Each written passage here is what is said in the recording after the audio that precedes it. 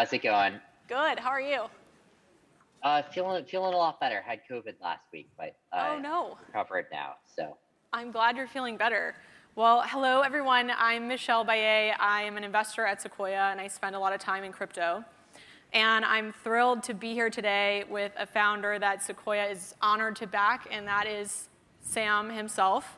Sam is the co-founder and CEO of FTX, and an exceptional founder and human in so many ways. And so I'm excited that you all will get to know the man behind the myth in this session. Sam, can you see the audience right now? I can see you, actually. I can see myself. I can see maybe one row of the audience. Okay, well, they look very beautiful, so you're missing out, but you can imagine a beautiful audience here to see you. So there are three themes I wanted to use to help guide the conversation: the power of calculated risk-taking, the power of culture, and the power of ambition. So let's talk about risk-taking. Sam, to many people, you are an enigma. You grew up in Northern California, the son of two Stanford law professors. You graduated from MIT, which is sort of an alt thing to do these days. You actually went all 4 years and got a degree. And were a top trader on Wall Street at Jane Street. And somehow you blink, and years later you are the CEO of a crypto exchange in the Bahamas. So your trajectory is striking, and I think a lot of that has to do with how well you calculate risk and upside. So talk about the risks that you've taken in your journey as a founder and how smart risk-taking has shaped you and helped get FTX to where it is today. Totally. And you know, I appreciate the intro. And maybe it's just worth starting with, like, what is it that people should be doing, should be optimizing in the first place, right? Like, you know, in order to sort of like start to answer the question of like, what should you do? You have to have some sense of like what your goals are. And I'll maybe just start by talking about what my goals are, and then circle around to sort of why they are what they are. But you know, in the end, like, my core goal is basically to maximize the expected value of, you know, the amount of impact that I have on the world, to maximize, you know, when all is said and done, you know, how much I've moved the needle, and in particular, and a really important piece of that is that that's true in a pretty risk neutral sense, which is to say good things are good and bad things are bad, obviously. But, you know, bad things aren't worse than good things are good. Like, you know, in the end, from what I'm trying to maximize, right? Like, you know, if I could help one person, or I could flip a coin and have a 50-50 chance of helping two people and a 50% chance of helping none, I'd be indifferent to that coin flip.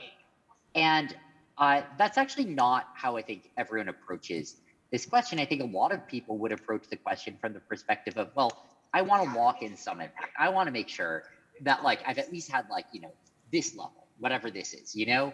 And that implies very different life paths. Like, that implies that you end up sort of like weirdly trying to thread this needle, because what you're optimizing for is, like, you know, probability of having at least some level of impact.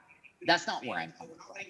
And so with that, you know, as context, if you really do think about, you know, what is, like, you know, the you know, what is the expected value of what you're doing, and, you know, you can have monetary impact as a proxy for this. Among other things, you can give that money away, and so that sort of is one flow through there. You know, in theory, an efficient market also means that has something to do with the impact you're having on the world directly. You know, what it means is that I take really seriously sort of expected value calculations about what I should do, even if they imply things that I think will probably fail. And, you know, to give like one example of that, when I started up FTX, I was the most bullish person on the founding team about what was going to happen with FTX. And I thought that it was 20% to succeed and 80% to fail. That was like what my internal probability was, and no one was more optimistic than I was about that. So, you know, it doesn't get more, it doesn't get higher than that. And I did it anyway, right? I did it even though I thought that it was going to fail. and why do that, right? Well, the answer was, I don't know, how good is it if it succeeds, right? You can sort of calculate it out, and you get like, well, exchanges in crypto are making billions a year. I think if it succeeds, we have a shot at getting a real significant portion of that. And even a spot 2 multiplier at the front of that, that's still a big number. And it's a big number enough that it was compelling to me that that's what I should do, even though I'll probably fail. And in fact, even that, like, if I don't think there's much chance of me failing, I'm almost certainly not really taking the right risks. Yeah. And I think hopefully the audience can hear like the level of quantitative thinking that shapes your choices. And so I want to double click on that. A lot of people who know you really well, Sam, call you a trader's trader. People used to watch you trade like they watch gamers on Twitch. FTX's original motto is by traders for traders. And I think your background as a trader has always given you, a deep connection with your users, whether they're individual or institutional, and incredible founder market fit. But what I don't think a lot of people realize is how much it impacts your skill in taking risk. Is that where you first honed this thinking that you have about risk, or was it something else in your life? And how has the trading background that you have shaped you as a founder?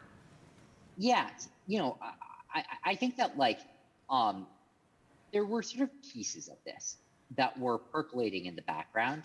For a while, I played a lot of games growing up. And when you're playing a board game, you're always thinking about risk-reward trade-offs. That's sort of like, that's the name of the game, so to speak.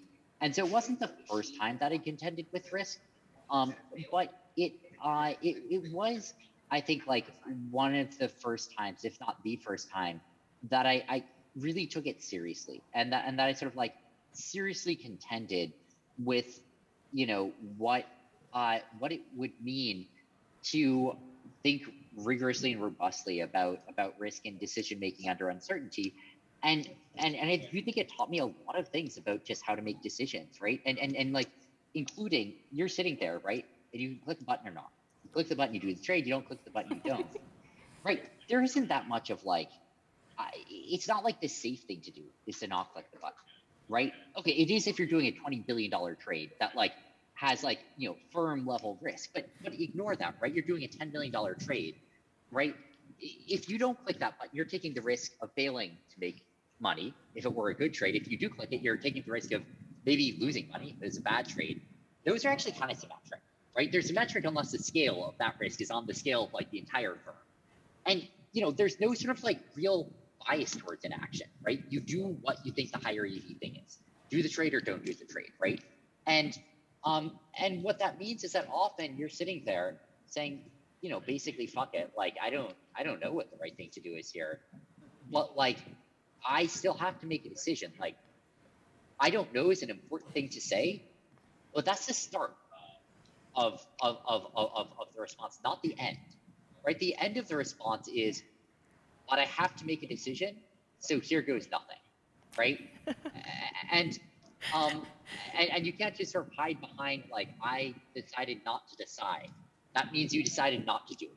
Like there is no,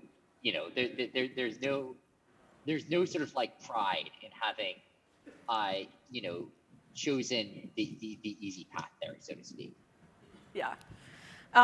Hearing you talk about that, I want to ask something that I'm sure many founders in the audience can identify with, which is the problem of getting too much advice, and often probably low quality advice.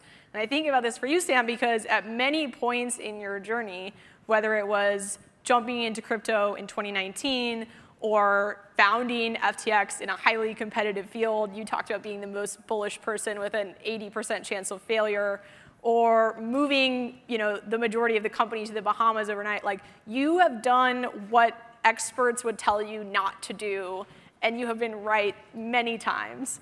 So how do you decide when to listen to advice and from whom? Yeah, so the first thing that had to happen is I had to get a lesson in what not to do or what doesn't work. And, early on, I faced some tough decisions and fucked up a lot of them. And like asked a lot of people for advice. I sort of like noticed that like things were bad, right? And that like I didn't feel confident what the right thing to do was. I knew when that was going on, and so I did this sort of like responsible thing, right? And I reached out to a lot of people who had some context, who I trusted, who were for one reason or another reasonable people for me to be consulting, and said like, hey, here's where I am. Help me decide what to do here because I can't figure out what the right thing to do is, and I'm conflicted about it, and the sort of like, where did that end up was well, it was a bit of a mess, frankly.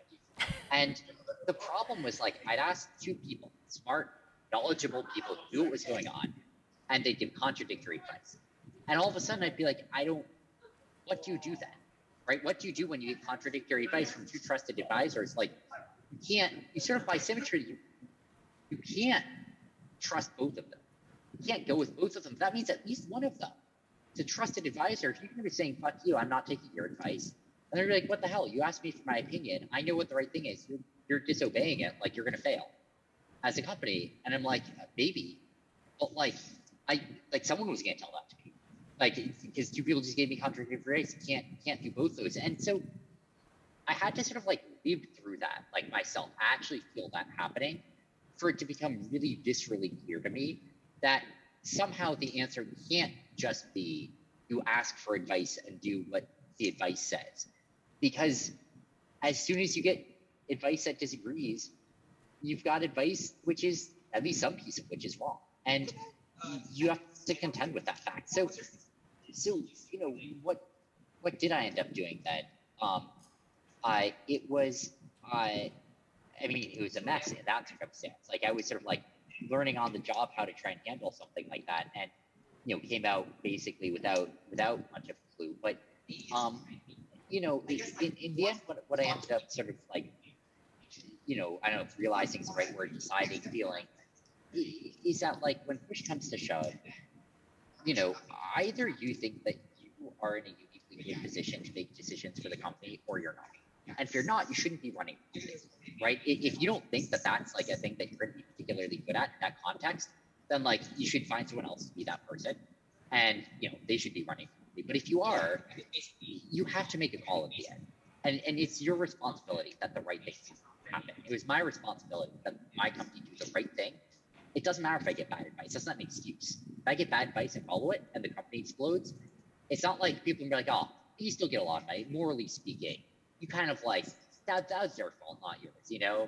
The company's still morally speaking doing it. No, that's not how it works, right? Make the wrong call, things go poorly, and that's just how it is. And so in the end, I had to make a call, and I had to get to the point where I felt like I could make decisions myself, informed decisions about what the right thing to do was. And I had to learn to live with those, and learn to live with the fact that I might be wrong, and I might pay for that, and all I can do is make the best decisions I can given the information that I have at the time. Yeah.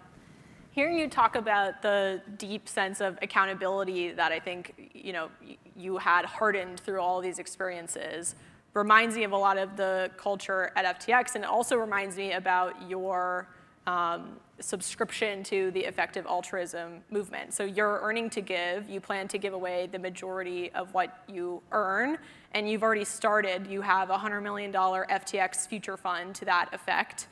How do these values guide you as a founder, and how do they also impact the culture at FTX? Yeah, no, it's a good question, and in the end, I want to be maximizing the impact that I have on the world.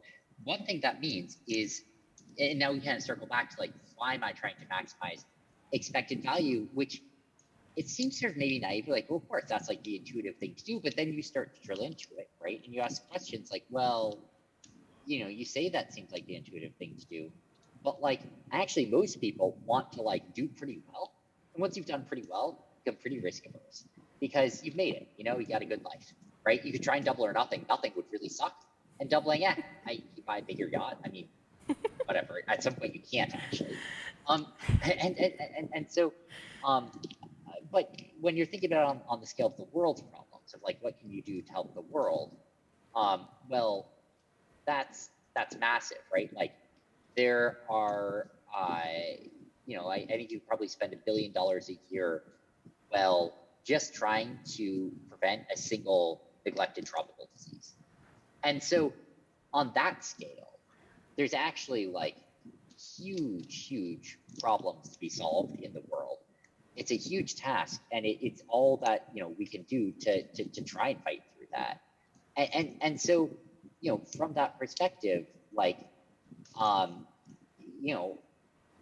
it's actually is the case that like donating 2 billion is twice as good as donating 1 billion, and that like you're talking about trillions when you talk about the scale of like things that could impact the world, and so that definitely I think is the underpinning of why I think I'm like pretty risk neutral. Again, bad things are still bad, and things that cut off future optionality are bad, right? So like if you lose your ability for your company to function, you often just lost some money. You've lost all the money that company could have made in the future.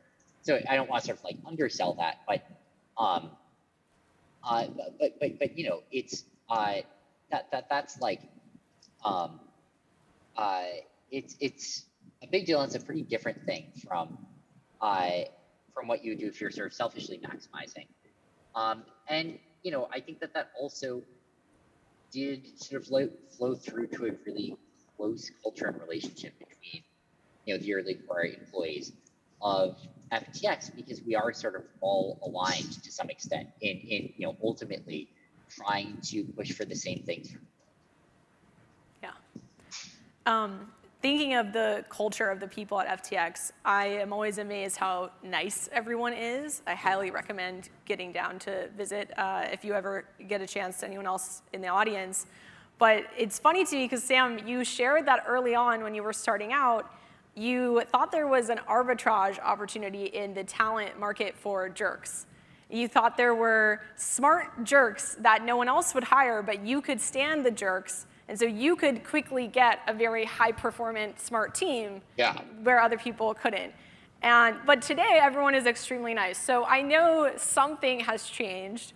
So could you tell us some stories from those times, or what changed that helped you understand how much you needed to prioritize culture?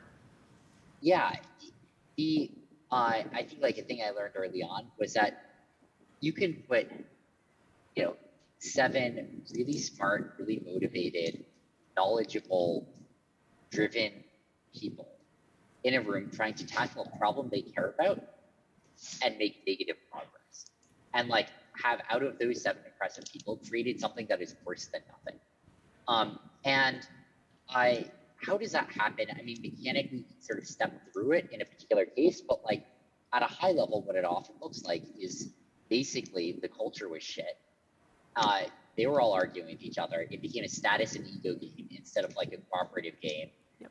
And it's just a huge mess and headache to manage. And they're not going to get anything done because that's not what sort of that group is focusing on. Even if hypothetically every single member of it might have been in a position separately where they would be,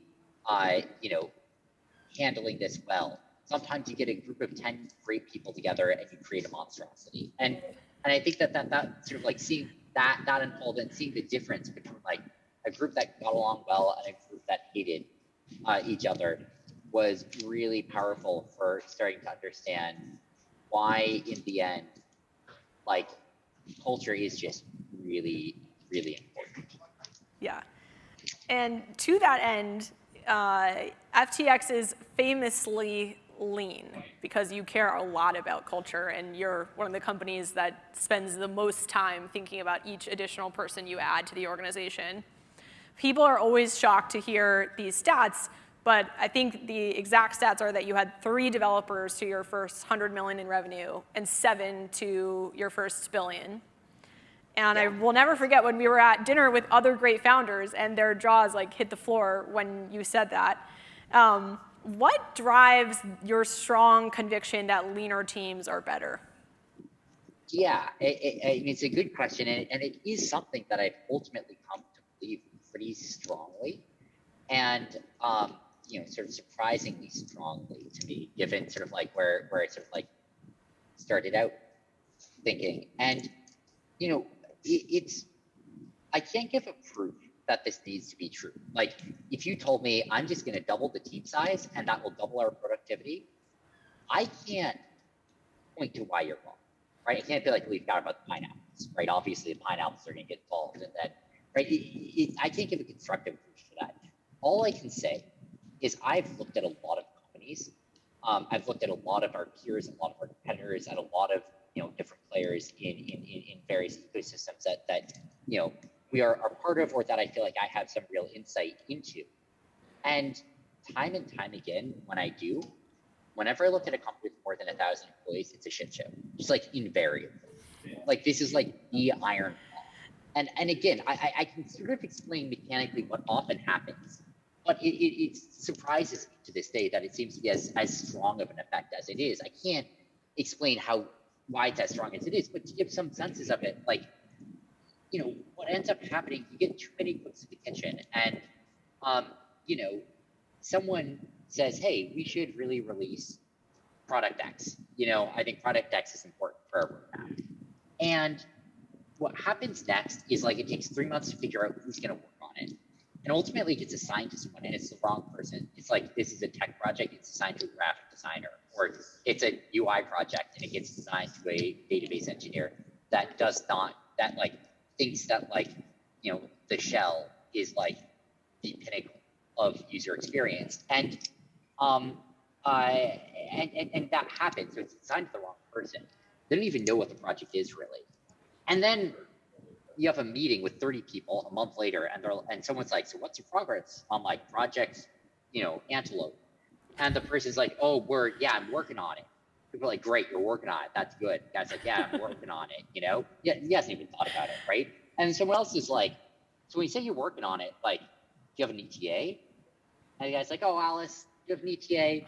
It's, I don't want to overpromise here, but I think that by our next meeting, we'll really have something to show you, And then the next meeting comes, and he needs something to show them. And so we feel like he's a graphic designer, he made to mock up some slides. There's no tech product yet. Meanwhile, he's still trying to talk to developers about it, but he doesn't even understand it. They get the project description like, this is nonsensical, like, this doesn't go here, and they just don't work on it because it like doesn't make sense as a project, but they're assigned by someone who doesn't even understand it, so you can't help them figure it out.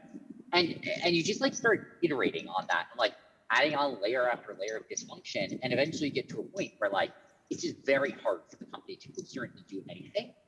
And it's like sounds like kind of a bit of sort of an exaggeration, and like this is really how it works. And all I can say is like, I don't know, man, it seems to be really how it works. And it's weird that this is true. Like, I can't explain why this is true as much as it seems to be true, but it really does seem to be true. Yeah. Well, I think part of that is how lean and focused you've kept the team and how much you've prioritized culture.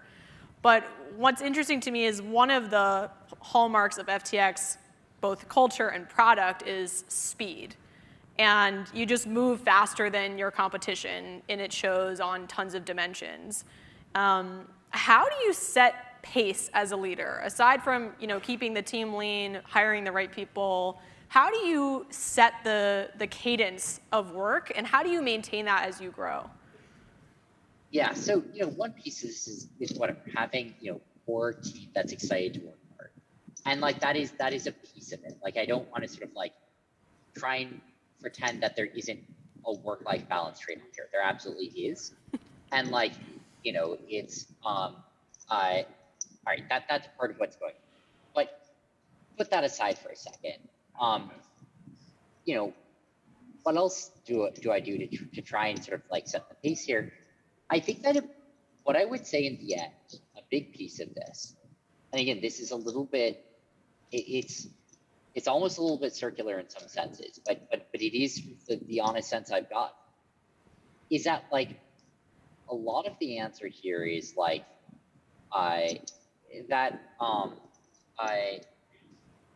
the actual pace that people go at when good employees are just churning along, it's pretty good. It's like pretty quick. And you don't need necessarily to turbocharge that case. It's nice to, but like the big win isn't in going from like as fast as is reasonable to unreasonably fast. The big win is going from dysfunctional to straightforwardly doing important tasks. Like that's in the end, our biggest goal is like when I talk to an employee about what they're doing, I'm not trying to say like that only seems like the fourth most important thing that I could think of for you to be doing. What the fuck? Here's 1 through 3. Please fix this. That's not how I'm thinking about it.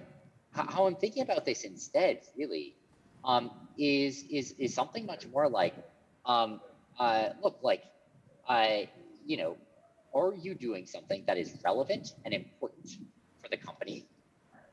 And are you doing it well?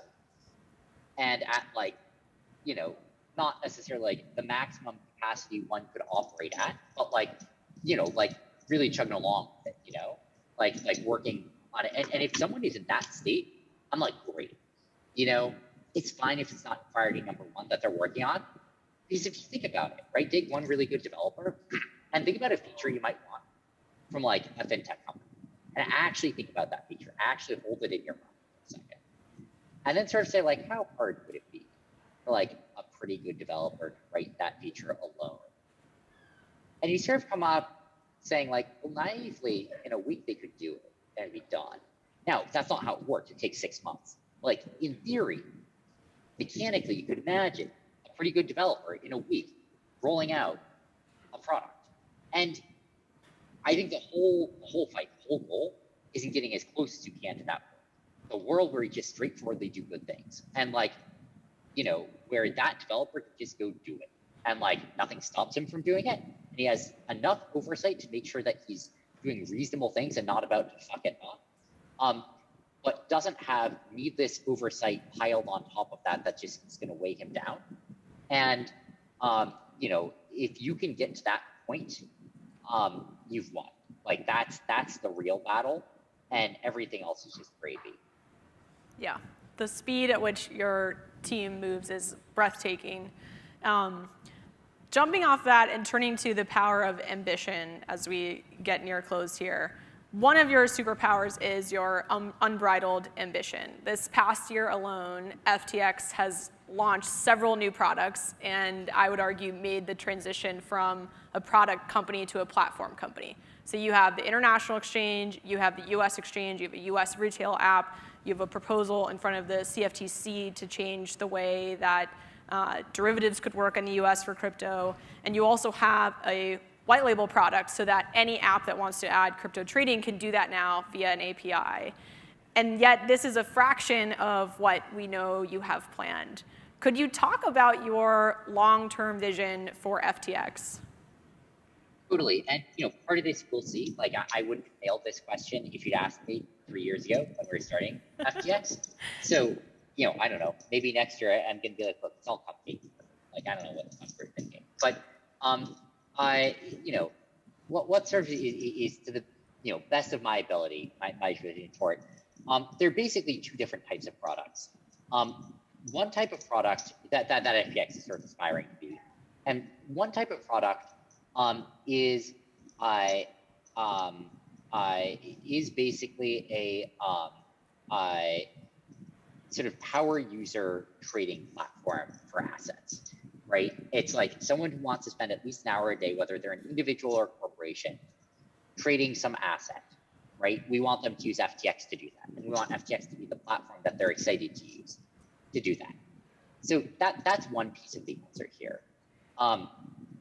And it's an important piece and something that we are pushing on super hard. A separate piece of this answer, which is, I think, also important, is, you know, a consumer financial experience. And what I mean by that, I guess, is like, you know, like how many people in the audience right now have replaced their bank with a neobank? I can't see the audience. I'm guessing there aren't a lot of hands being raised. I'm not seeing a lot of hands being raised. Not seeing a lot of hands. I've yet to meet someone who can straightforwardly tell me that they don't use a bank anymore and that they're just using neobanks. I think it's worth reflecting on that statement. I think that's a deep, profound statement about fintech as it exists today. Because there's nothing more popular in the world than shitting on banks and saying how dysfunctional and shitty they are, right? And how easy it would be to build a better product. And also, presumably they're like, well, I mean, how many companies have you guys been pitched which are gonna replace the banks? Like, I would be a very wealthy person if I had a dime for everyone. Yeah, it's like that, but somehow it hasn't happened. It hasn't even sort of maybe happened. Like, it just hasn't happened. Like, it hasn't even happened a little bit. You know, as of now, the banks are alive and strong. And the neobanks are cool and awesome and not replacing the banks. And you know, I think like the core goals of fintech is to get to the point, and I've been focusing on banks, but there's a more general thing here, right? Focusing on getting to the point where you could actually legitimately build a consumer financial application that does what people want. Where people are like, I'm going to do the money stuff now, and your application does the money stuff, and it does it well. People are like, great, money stuff done. Time to close the app. I don't need to use a different app. We haven't gotten close to that, but it's you know, I think that's the other core goal that we have with FTX, is to actually try to understand what is the full set of features that you would need for this to be your financial application, and how do we understand that breadth and combine that with the breadth of features that you would need to build the institutional platform that we're building, and ultimately hopefully end up with you know, the mythical neobank joined at the hip with financial asset exchange or whatever. Yeah, I remember in our first meeting when you talked about this vision, you had a way of describing it that I thought was very visceral and fun, which was, we want to build something so that whatever you want to do with your next dollar, whether it's trade crypto or send $1 to a friend or buy a banana, that you can do it with FTX. And it was just a great way to phrase it. So before we wrap, because I know we're over time, I want to circle back on something that you said recently. So Sam, we were talking about brands of people that you admire, and we were going back and forth about them. And you mentioned some that I expected, you know, Tom Brady, Elon Musk, but then you also said Taylor Swift. And so I've been dying to know since that conversation, are you a Swiftie? I guess I sort of am. I don't know. Wow, okay, I would not have guessed it. So what, you got to tell us, what is your favorite album or song? I mean, I think Blank Space is I mean, whatever. My tastes are honestly pretty correlated with the number of views on YouTube. I think that's a decent product. Blank spaces, that's amazing. I can see the memes already flashing before my eyes. Okay, this is great. Well, thank you everyone for joining. Thank you Startup Grind for having us, and thank you Sam. It was great to see you. Of course.